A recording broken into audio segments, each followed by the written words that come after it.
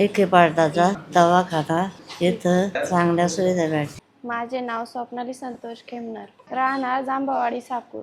माझ्या बाळाची डिलिव्हरी 32 आठवड्यामध्ये झाली होती. नॉर्मल पद्धतीने करण्यात आली.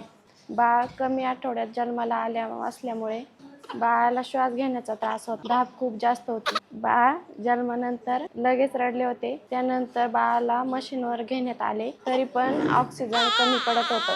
बाळ निळे पडले होते, त्यामुळे आम्ही विखे पाटील हॉस्पिटलला आणण्यात आले. इथे आल्यानंतर बाळाला मशीनद्वारे ऑक्सिजन देण्यात आलं. छातीमध्ये नळी टाकून व्हेंटिलेटरवर घेण्यात आले.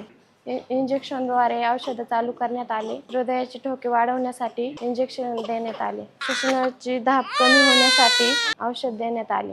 बाळाचं छातीतले प्रेशर खूप जास्त होते, त्यासाठी औषधं चालू करण्यात आले. बाळाची मेंदूची आणि पोटाची सोनोग्राफी करण्यात आली. बाळाच्या संडास रक्ताचे प्रमाण होते, त्यामुळे तपासणी पाठवण्यात आली. तसेच रक्ताच्या तपासणीमध्ये लोहाचे प्रमाण कमी होते, त्यामुळे रक्त चढवण्यात आले. सीपॅप मशीनवर बाळ ऑक्सिजनचे प्रमाण मेंटेन करत होते, त्यामुळे बाळाला मशीनवरून काढण्यात आले. त्या दरम्यान नळीद्वारे फीड चालू करण्यात आले. बाळ व्यवस्थित फीड घेत होते, त्यामुळे वाटी चमच्याने चालू करण्यात आले. इंजेक्शनद्वारे दिले जाणारे औषधे बंद करण्यात आले.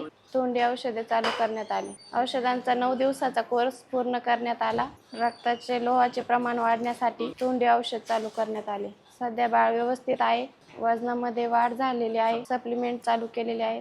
आज आमचा डिस्चार्ज आहे, सुट्टी आहे. बाळ व्यवस्थित आहे, स्टेबल आहे. या सर्व उपचारादरम्यान आम्हाला मोफत सुविधा देण्यात आली. त्यासाठी मी विखे पाटील हॉस्पिटल येथील डॉक्टर व स्टाफ यांचे आभार मानते. धन्यवाद.